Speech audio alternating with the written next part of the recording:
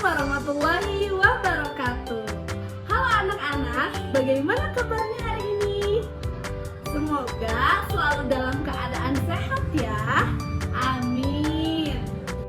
Baiklah anak-anak, kali ini kita akan belajar tentang mari mengaji dan mengkaji Quran Surat Al-Hujurat ayat 13 dan hadis tentang keragaman.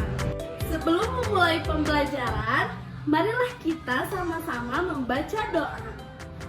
Bismillahirrahmanirrahim.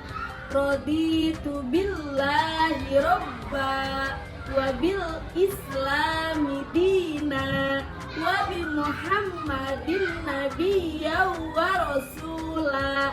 Rabbi zidni ilman warzuqni fahman. Amin. Semoga kita mendapatkan ilmu yang bermanfaat dan berkah.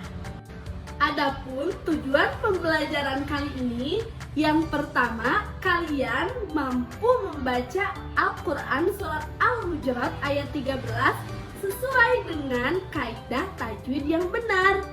Yang kedua, kalian mampu membaca Quran Surat Al-Hujurat ayat 13 sesuai dengan makharijul huruf yang tepat. Yang ketiga, kalian mampu membaca Quran Surat Al-Hujurat ayat 13 dengan fashohah yang tepat. Yang keempat, kalian mampu membaca Quran Surat Al-Hujurat ayat 13 dengan lancar dan menjelaskan pesan pokok Quran Surat Al-Hujurat ayat 13 dengan baik. Kita amati gambar berikut. Nah, di gambar ini ada anak-anak yang sedang asyik belajar Al-Quran. Apakah kalian juga belajar Al-Quran seperti mereka? Bagaimana kalian belajar Al-Quran di rumah? Ayo kemukakan ya pada teman-teman kalian. Rasulullah Shallallahu Alaihi Wasallam bersabda, "Ma qara'a harfan min kitabillahi falahu bihi hasanah, wal hasanatu bi'asyri amthaliha. La aqulu alif lam mim harfun, walakin alifun harfun, walamun jarfun, wa mimun harfun." Yang artinya, siapa saja yang membaca satu huruf dari kitabullah Al-Quran, maka dia akan mendapat satu kebaikan. Sedangkan satu kebaikan dilipatkan kepada 10 semisalnya. Aku tidak mengatakan alif lam mim satu huruf, akan tetapi alif satu huruf, lam satu huruf, dan mim satu huruf. Sekarang perhatikan dan dengarkan ya. Ibu akan membacakan Al-Quran Surat Al-Hujurat ayat 13. A'udzu billahi minasyaitonir rajim. Bismillahirrahmanirrahim. Ya ayyuhan nasu inna khalaqnakum min dzakarin wa untha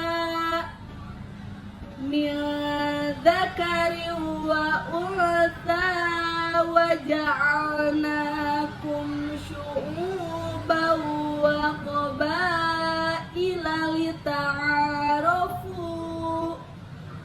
Inna akramakum indallahi atqakum. Innallaha alimun khabir. Nah, ketika kita membaca Al-Quran, kita harus memperhatikan makharijul huruf dan hukum bacaannya. Di sini ibu sudah menandai ditandai dengan beberapa warna. Yang pertama, warna biru menunjukkan bacaan hukum mad yang artinya panjang. Yang kedua, warna merah menunjukkan bacaan gunnah yang artinya mendengung sebanyak 2 harokat. Yang ketiga, warna hijau menunjukkan hukum bacaan qalqalah, yaitu memantul. Ibu akan membacakan penggalan ayat ini. Kemudian kalian ulangi ya. Ya ayyuhan nasu inna khalaqnakum min dzakarin wa untha wa ja'alnakum syu'uban wa qabaila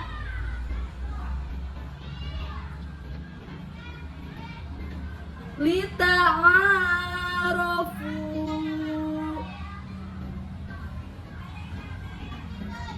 inna akramakum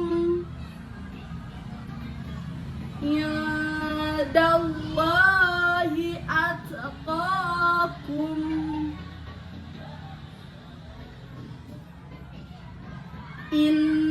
innallaha alimun khabir. Nah, dari penggalan ayat ini terlihat kan ada beberapa warna yang ditandai.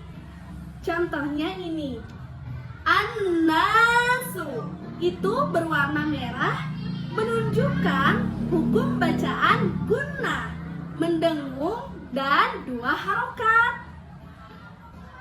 Masih gunnah, inna itu berwarna merah ya. Khalaqnakum, khalaq. Nah, di sana menunjukkan bacaan qalqalah yang berwarna hijau.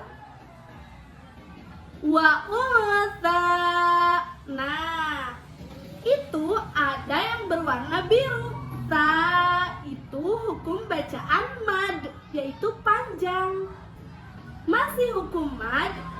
Wa ja'alnakum syu'uba wa qabaila lita'arafu itu berwarna biru menunjukkan bacaan mad, yaitu kita harus membacanya panjang. Inna akramakum, inna menunjukkan bacaan gunnah, yaitu berwarna merah. Indallahi atqa, atqa itu masih hukum mad, warna biru. Innallaha, inna itu hukum bacaan gunnah, yaitu huruf merah kan. Alimun khabir berwarna biru menunjukkan bacaan mad atau panjang. Sekarang kita sama-sama mengartikan Quran surat Al-Hujurat ayat 13. Wahai manusia, sungguh kami telah menciptakan kamu dari seorang laki-laki dan seorang perempuan. Kemudian kami jadikan kamu berbangsa-bangsa dan bersuku-suku agar kamu saling mengenal. Sesungguhnya yang paling mulia di antara kamu di sisi Allah ialah orang yang paling bertakwa. Sungguh Allah Maha Mengetahui, Maha Teliti. Anak-anak, coba perhatikan gambar berikut.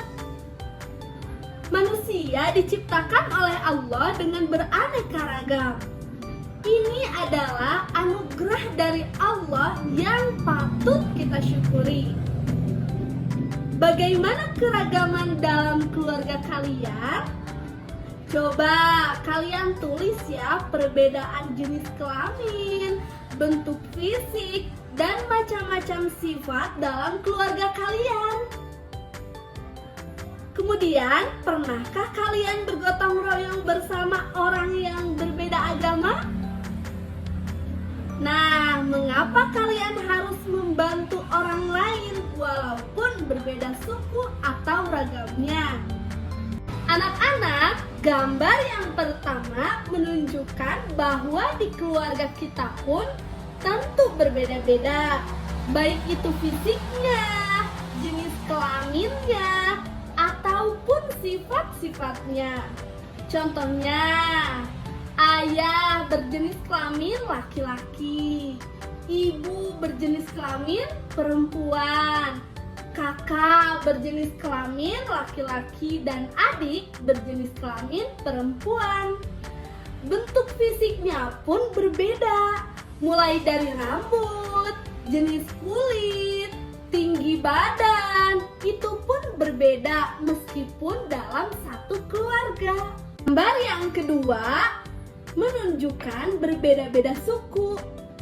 Ada suku Sunda, Jawa, Batak, dan banyak yang lainnya.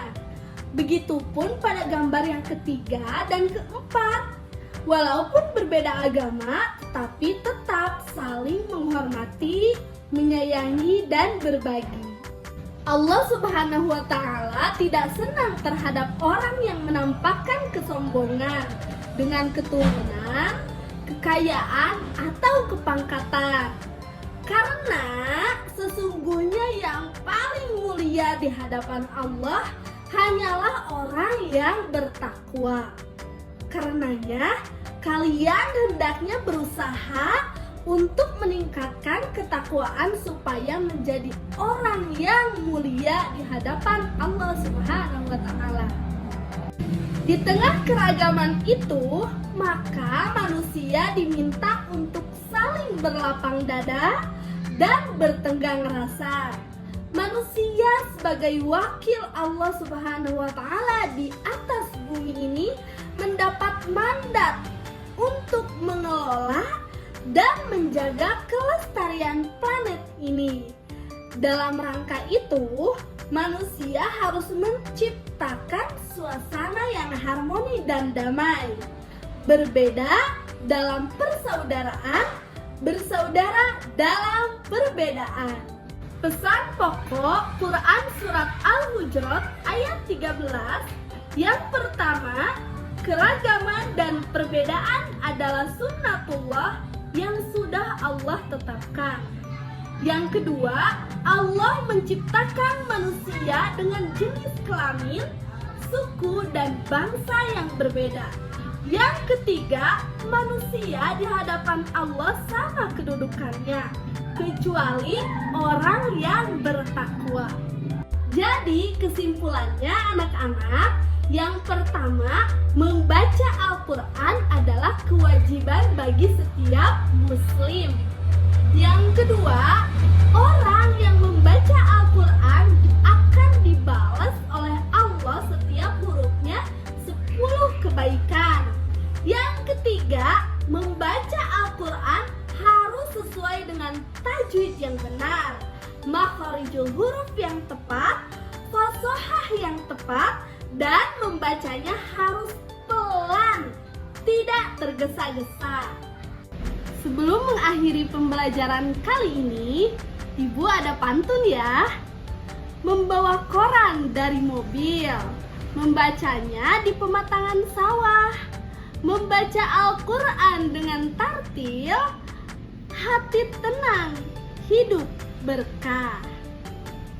Beli manisan di seberang jalan, dengan santun tundukkan kepala.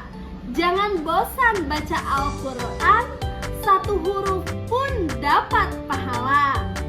Ke Semarang beli jamu, supaya kuat untuk bertahan. Terangkanlah aura rumahmu dengan sholat dan Al-Quran. Terima kasih. Sampai berjumpa lagi di pembelajaran berikutnya. Wassalamualaikum warahmatullahi wabarakatuh.